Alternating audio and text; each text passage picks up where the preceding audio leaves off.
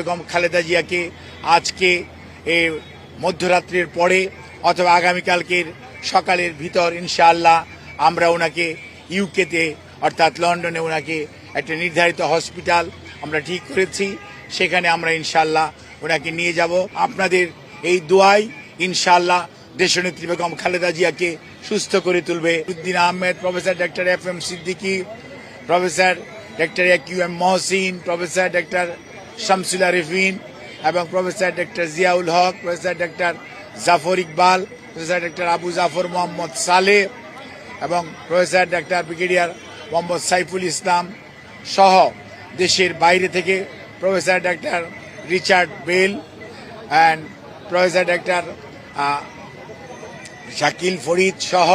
এবং professor doctor Goldstone, professor Patrick Kennedy, professor Jennifer Cross, they are all from UK এবং USA থেকে professor doctor Haibur Rahman Lulu, professor doctor Rafiquddin Ahmed, professor doctor John Hamilton, professor doctor Hamid Rab, professor Christos Georgiadis এবং আমাদের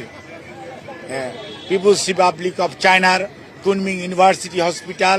এবং বেইজিংয়ের national heart ইনস্টিটিউটের সর্বোচ্চ পর্যায়ের বিশেষজ্ঞ চিকিৎসকদের সমন্বয়ে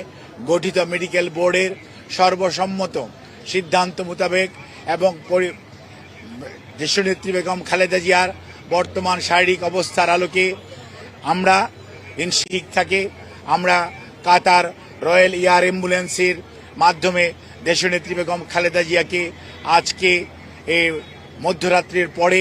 অথবা আগামীকালকের সকালের ভিতর ইনশাআল্লাহ আমরা ওনাকে ইউকেতে অর্থাৎ লন্ডনে ওনাকে একটা নির্ধারিত হসপিটাল আমরা ঠিক করেছি, সেখানে আমরা ইনশাআল্লাহ ওনাকে নিয়ে যাব।